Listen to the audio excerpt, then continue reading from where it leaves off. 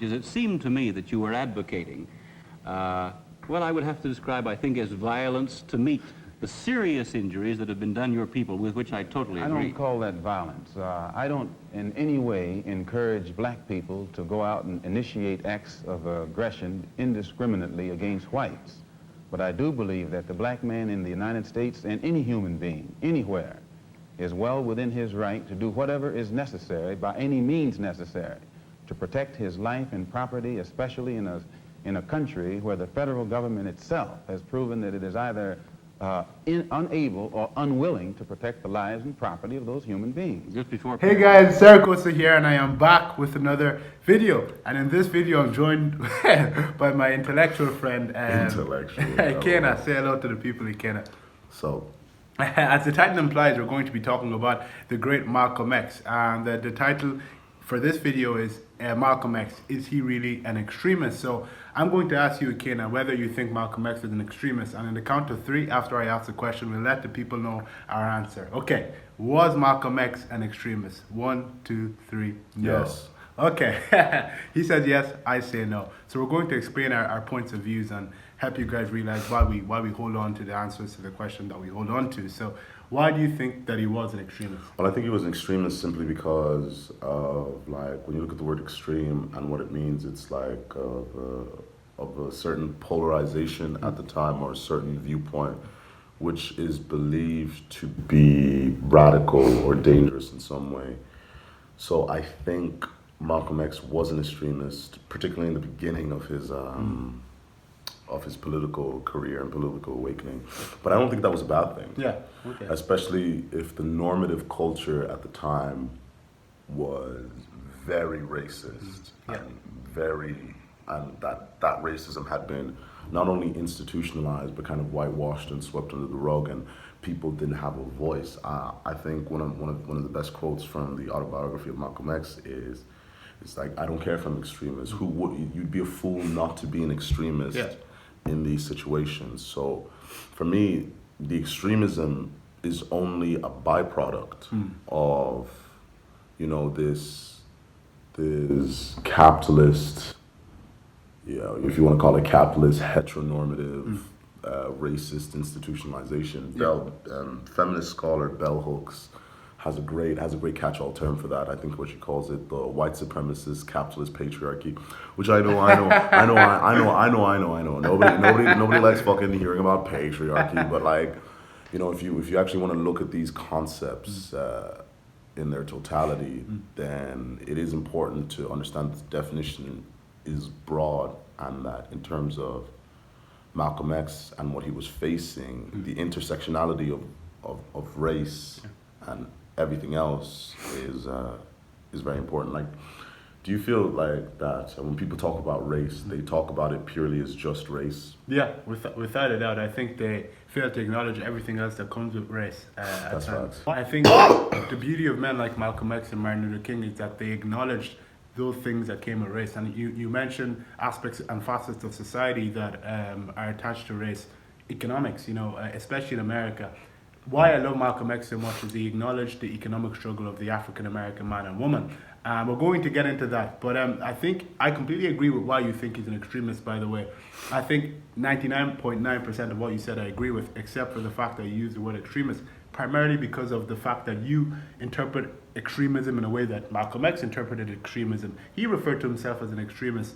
I watched his Oxford Union debate, and in the debate... That's great. It's fantastic. And in the debate, he said, I'm an extremist, but I'm paraphrasing here, but he basically said, can you blame me for being an extremist with what I'm dealing with in America? Yeah. In my previous videos, I acknowledged that in Ireland, when they fought for independence against the British, they resorted to killing and violence.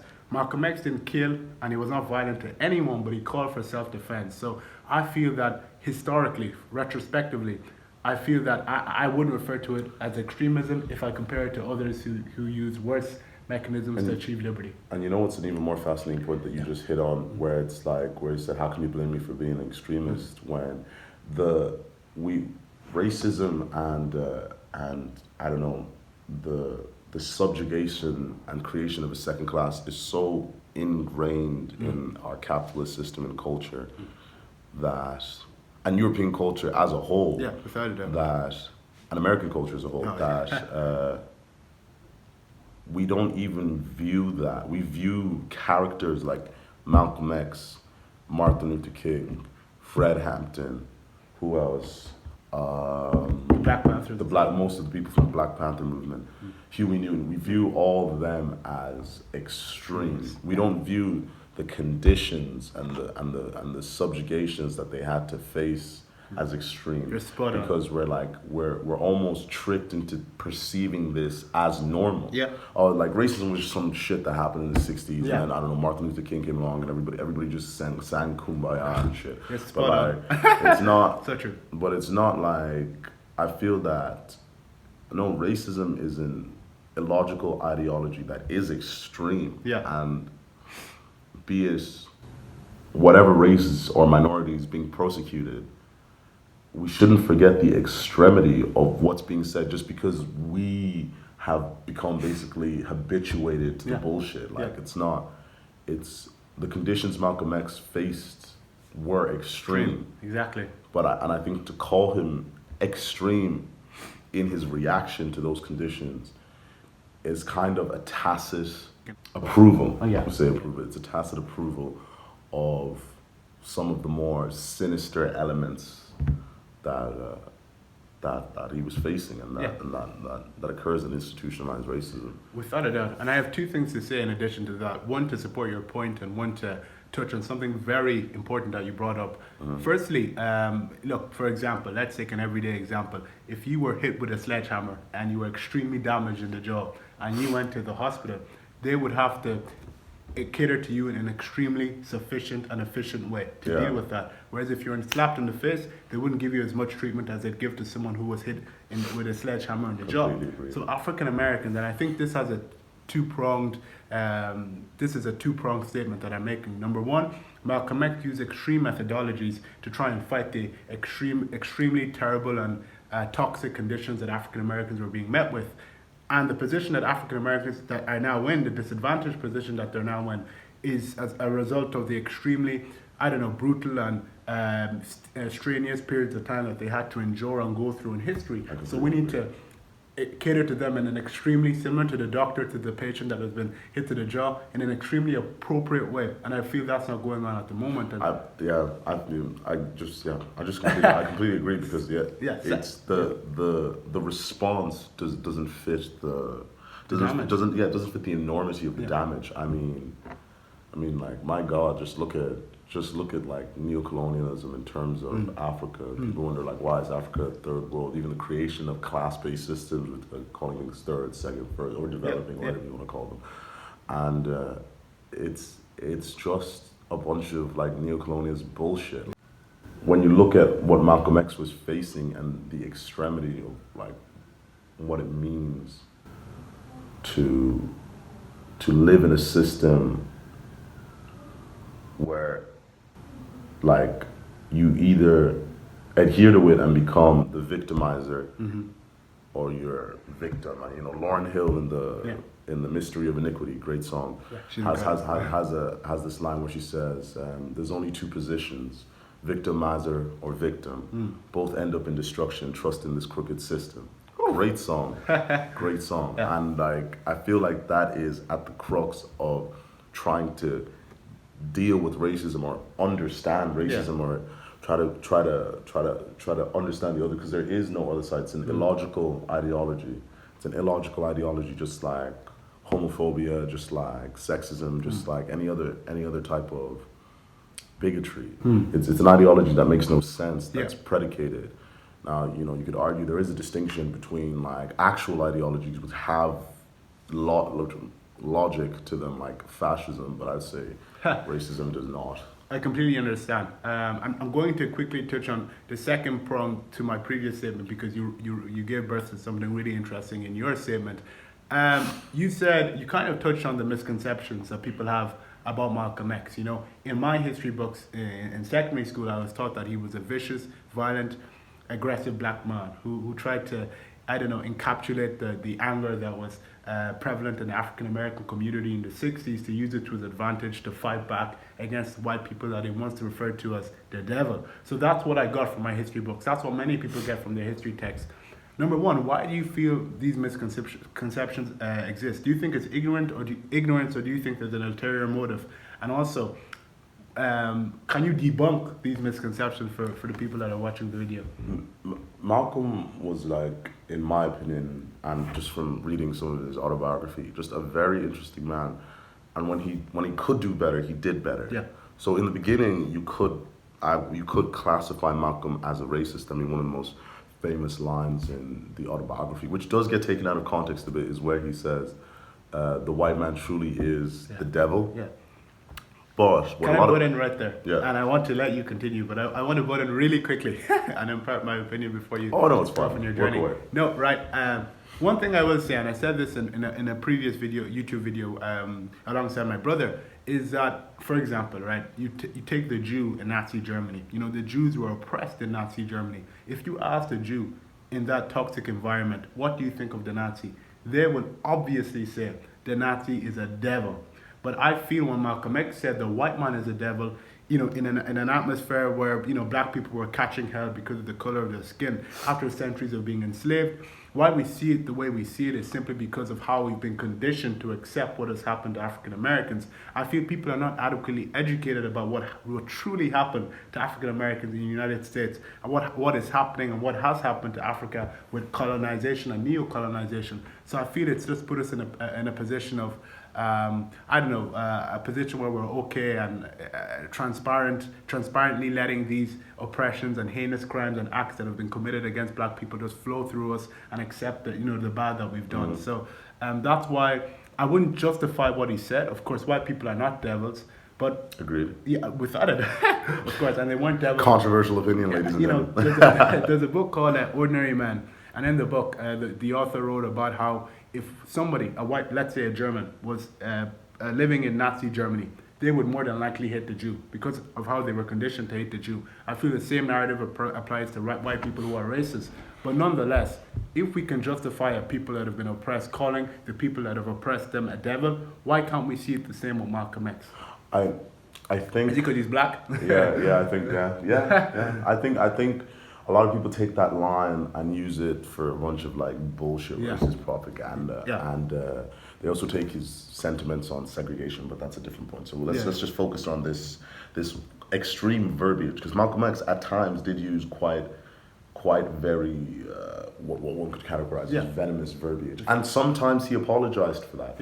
So a lot of that isn't taken into consideration. But to focus on this famous quote, it's a lot of people don't take into account the context in which it was said. Yeah, that's it. As in, for those of you who don't know, and apologies if you do know, I'm just saying things you already fucking know. But he said this while he was in prison for a sentence where he should have gotten 2 years, but because he enlisted the help of two affluent-ish white women, he got 10 years, even though the minimum sentence should have been 2 years. So he was in prison, seeing how humanity was being stripped away, not just as just a person, but now as a black man. There's an added sense of degradation to both your psyche and your sense of self. You become less. He talks at length in the autobiography about how he'll never forget bars, seeing the prison bars. He might forget everything else. He says he barely remembers most of his time in prison, but he'll never forget those bars. That it's a horrible thing to keep a man in a cage like he's an animal. Now, I for one think prisons are bullshit, and they should just be purely for rehabilitation, and there's no point treating people like fucking animals, because the state reflects the morals of the people, so therefore the state should be better than people and the state should do better. But that's my controversial opinion. I mean, for those of you who like high reoffending rates, I mean, go on with your fucking current system, but mass incarceration. For those of you who like for-profit prisons that make money off, fuck it, we're not going to go down that. Otherwise this video would be like fucking 4 hours long. It would just be me ranting, it's slowly read. But anyways, like when you take all that into account, what he saw was injustice at the highest level, and what he saw was a group of people, because a lot of people forget Malcolm X's father was lynched. Now, once again, all of this is still not excusing the statement, because the statement is wrong. It's too broad. Right. Yeah. But the sentiments behind the statements, I can understand, and even if I saw the conditions, maybe even agree with, but not the actual statement itself. Especially retrospectively. Yeah, especially retrospectively. But I think that you need to remember Malcolm X's father was lynched. He was told that he could not do what he wanted to do because he was a black child. He, like, racial slurs, racism was so ingrained in culture. In some ways it still is. I mean, people lose their fucking minds over, I don't know, I don't care about the royal family, but I find like the obsession with Meghan Markle's blackness to be so bizarre. As I don't even really consider her black, but like I find it to be so fucking bizarre that I don't know. Like I don't understand that race is either demonized or fetishized. There's no fucking middle ground, and it's so and I feel like that is kind of like the apple that fell from the tree of this institutional, deep, segregationist racism that bled into everything, like that bled into film, that bled into what were those laws called again where you couldn't have miscegenation laws. Miscegenation laws where you couldn't show in a lot of movies white and black people doing things because of miscegenation laws. And that's why I get kind of frustrated when you have us in our current generation and you get someone saying, well, why are they putting, I don't know, why is there a black female in James Bond, huh? Well, if all the black females, the reason there's no black females is because they're just not interested in film. It's like, no, shut the fuck up. Go and like pick up a history book. Yeah. There are fucking reasons why we only have so many black artists, we only have so many black filmmakers. It's because they couldn't fucking do it. Yeah. And the only way they could do it in some cases was by demeaning themselves, by putting on fucking blackface as a black man, which is fucking weird. Without a doubt. It's peculiar. But like, it's so when you take all this into, as you can see, I am far more vulgar than Eric. Eric is so lovely and polite. I'm just here to fuck up the vibe. Like, no, I completely agree with everything you said. You have a Malcolm X-esque tone to your voice as you speak. You're just addressing what you see. Malcolm X went out into society, as we've acknowledged previously in this video. He saw hate, he saw killings, he saw murders, he saw lynchings. So you could hear that lynch tone in his voice when he addressed what he saw in society, as he would, because he's not going to speak about it in a very pleasant way when he's not seeing pleasant things. And how can one speak about trauma in such a pleasant way? It's impossible. And I feel like we forget the human aspect of these civil rights leaders like Malcolm X, like Huey Newton, like Fred Hampton. All these people were dealing with trauma and then having the world at large tell them that they were wrong for trying to confront their own trauma. I mean, it's not a controversial opinion to say racism is bad. Like, nobody's getting a fucking gold medal for saying that in like 2020 now, in 2020. But like, nobody, like, it should be the standard. It's like, and if you don't think that, it's like, you're just a fucking idiot. But like, it's, there's so much more trauma that we haven't confronted, and I feel like that creates a kind of ignorance that's hurtful. There's a great book, and I recommend it to you if you ever want to really delve deep into into the dynamics of race. It's James Baldwin's The Fire Next Time, and it is it's very short, so don't worry, it's not like some fucking 1,000 page book. It's about 19. No, because I know that can be daunting. I'm not saying that to belittle anyone, but it's about 93 pages. It's beautifully written by a gay black man trying to understand his place in the world in Harlem during the 1960s civil rights movement, and giving descriptions of the Nation of Islam, Malcolm X, and he says the impact seeing someone like Malcolm, who was so uncompromising in his will, not for validation, not even for acceptance, but for dignity. Because I feel like that's why he's so contentious, is because it's that unflinching demand for dignity. Yeah. It's especially even with now, a lot of rights, like just civil rights movements, can be looked at as, validation or acceptance or tolerance. That's you need it. to tolerate them. Man, I don't give a fuck about any of that. That brings us really nicely into the point I'm going to ask you, just to compliment what you were saying. Great points. I completely agree with, wholeheartedly agree. What do you with think everything about you this, said. actually? I've been talking for way too long. 100% agree, especially with the point you made about James Baldwin, what he said about Malcolm X. Of course, James Baldwin and Malcolm X are very close, and they engage in public discourse regarding how they could further the civil rights movement and equal the playing field for African Americans.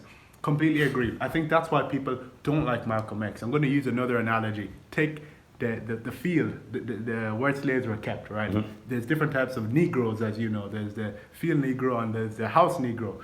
As you know, there's Uncle Tom and Sambo. Sambo was that slave that licked up to the slave master. If all the slaves said, let's escape and let's be free, let's free ourselves from this, degradation and oppression, the house Negro would say, no, I love my master. I think at the civil rights, time of the civil rights For like a simpler version of that, just Google Uncle Ruckus for like a Sambo, and then Google Samuel L. Jackson, Django Unchained for a house Negro. So that's fairly accurate. Great movie.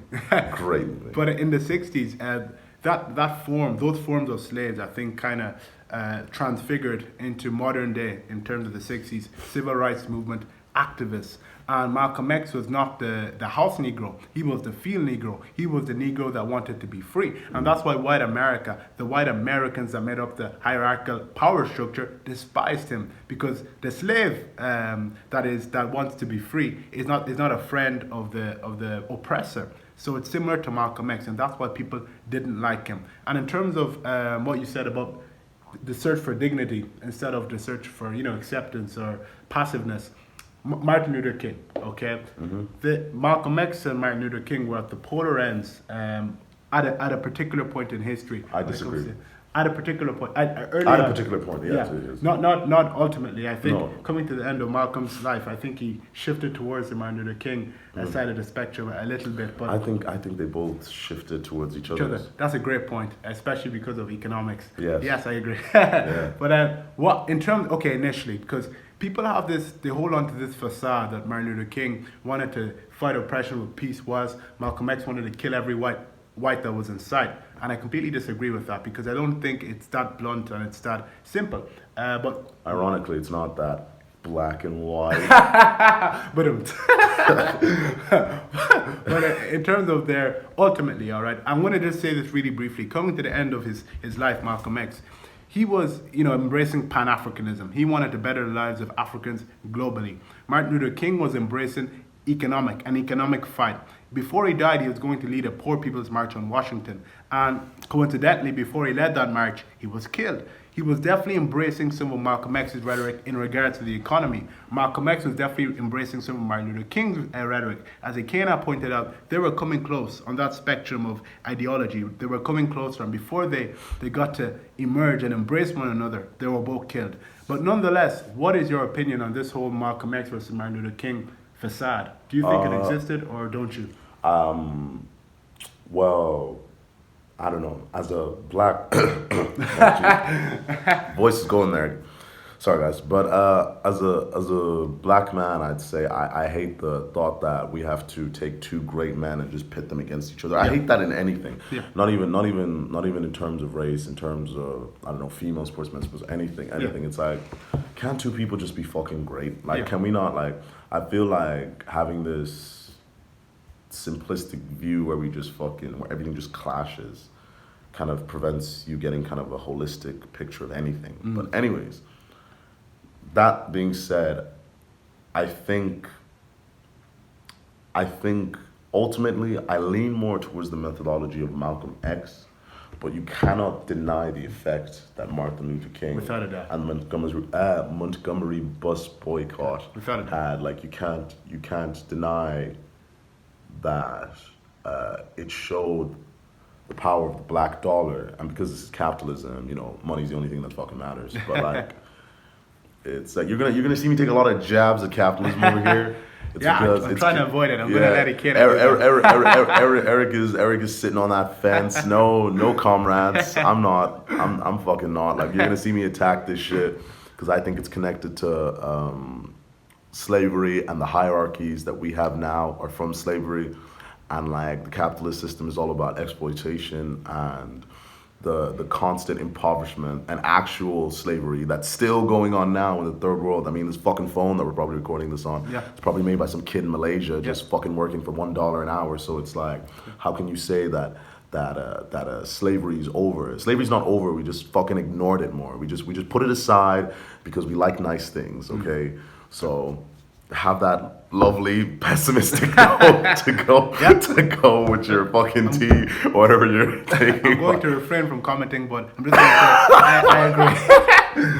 but yeah, keep going with it. Listen, I'm not a communist, but a lot of communists like me, okay? So you lean towards the Malcolm X side. Now, I'll be honest, by nature, I lean towards the Malcolm X side, but as I've developed as a human being and in terms of my thinking, I've come to love Martin Luther King and respect him more and more. Martin Luther King is so fucking whitewashed in history, it pisses me off to no end. It's just like sorry. No. Sorry, I'm just thinking the fact that like Mike Pence can like unironically be like, let's celebrate Martin. Dude, shut the fuck up.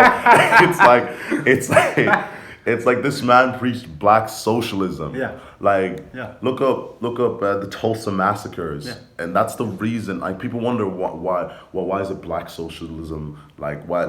Just look up Tulsa massacres and you see what happened when black capitalism tried to manifest itself into a thing, and it got bombed out of fucking oblivion. Wall Street Wall Street got destroyed, and it's things like this which kind of lead to the impoverishment among minority communities that we see now, because anytime they did try to build themselves up, they were destroyed either by the KKK or in some cases with COINTELPRO by the government.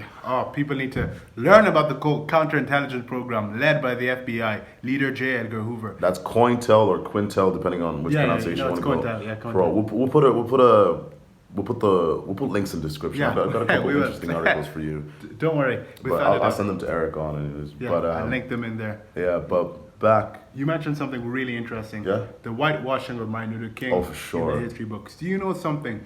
Martin Luther King, apparently, after the I Have a Dream speech, a close friend of his, Henry Belafonte, I think it's Harry Belafonte, he was into arts, etc. He said that Martin Luther King regretted that speech, the I Have a Dream speech, because he felt he was integrating his people into a burning house. That is what Martin Luther King said after his I Have a Dream speech. It was a meritorious speech, incredible for the civil rights movement. But it's a great speech. Yeah, it can easily be manipulated to suit certain narratives. For sure. You know and it constantly is. Yeah. And the thing, they always leave out every fucking thing that was even remotely radical. They pacified a man who at his core was not very passive. Because Martin Luther King said, a riot is the voice of the unheard. He was not against people rioting. In fact, he saw it not as a disease, but as a symptom of poverty.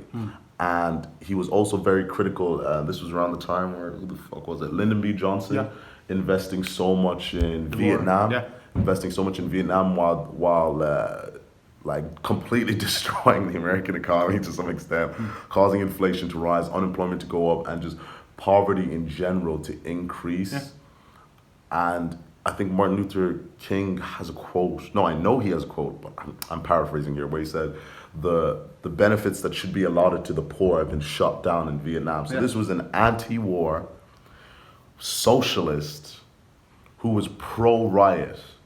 And all that just gets fucking tossed aside. Read any of Martin Luther King's letters from when he was in prison, and they are the most fascinating thing you'll ever read, because they give such a distinct opinion that might shock you, because it's so contrary to like the cultural fucking zeitgeist that has been created around him. I completely agree with you. And one thing I will say before we move on to our very last topic for the video, unfortunately, because I know you guys have enjoyed this. I've enjoyed having a kid on this video. I'm gonna get a bunch of fucking like pro-capitalists in my fucking DMs like last time. Being like, oh my god, don't you like what's your beef with capitalism? Like, bro, my beef with capitalism. Go read a fucking book. I'm not gonna explain this to you anymore. One thing I say about Martin Luther King's economic philosophy, I think that was light years ahead of what's currently in place in America now. I think it was socialism, but it was Martin Luther Kingism. It was so special. It was all. No, I'm not letting you do that. Okay, I'm not letting you do that. It was socialism, bro. Yeah, okay. It was black socialism. Black socialism. Same with Malcom X. It's distinct. It was black socialism. Yeah, and why I love it so much is it's based around the philosophy that we shouldn't be spending so much money on wars when we have enough money to feed the poor. That carried all the way into the 90s with Tupac Shakur. I think it changes, not changes, a song. He says, instead of a war on poverty, no, he says they've got money for wars but can't feed the poor. Yeah, and it's the same thing. What's up? Oh, I was about to say, George Carlin, the comedian, has this great, look it up if you can, great bit where he goes on wars.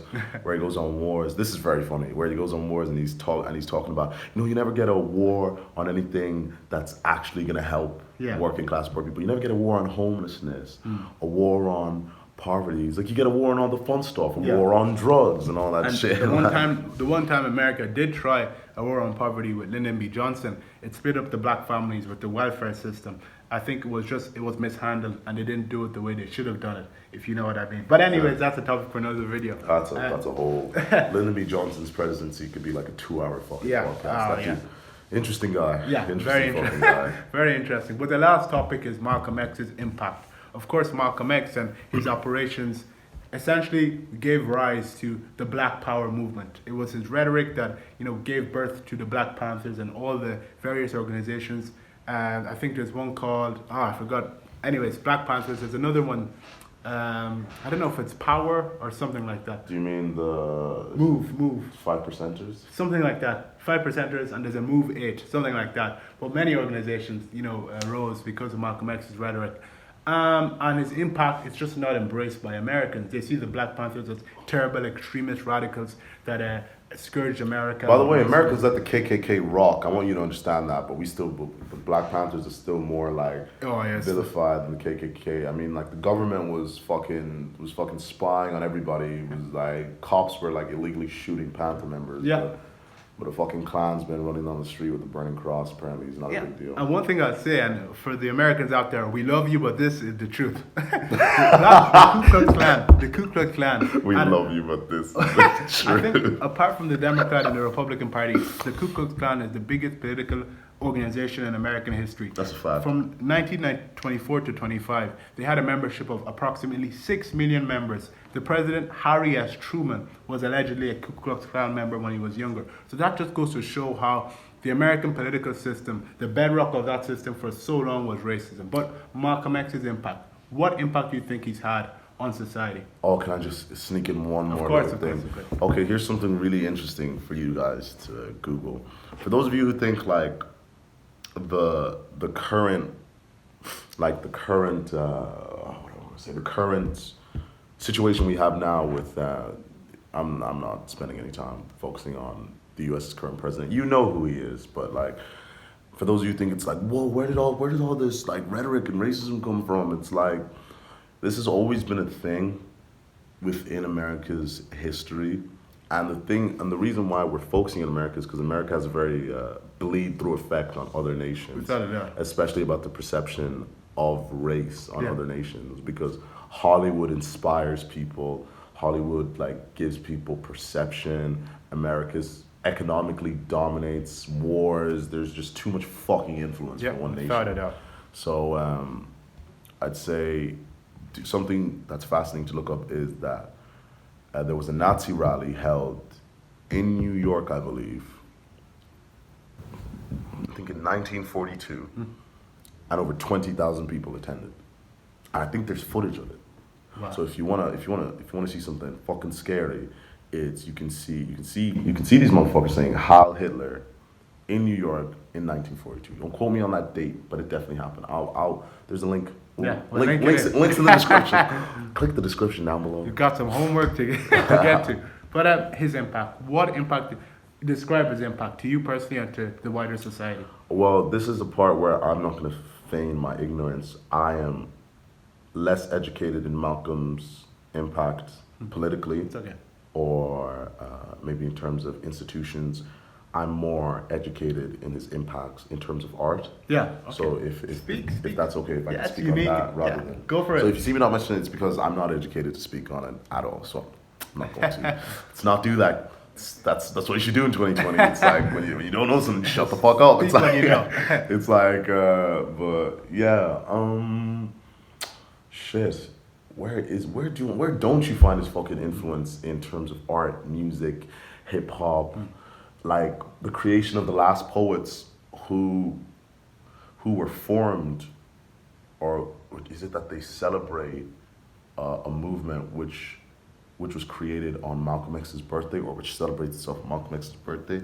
But anyways, there's this really great group called the Last Poets, a group of spoken word singers. I mean, then you had stuff like Gil Scott-Heron's Pieces of a Man, one of my favorite albums of all time. You've got Malcolm's influence in terms of art is endless. I mean, The Roots' Things Falls Apart, which is just fucking great.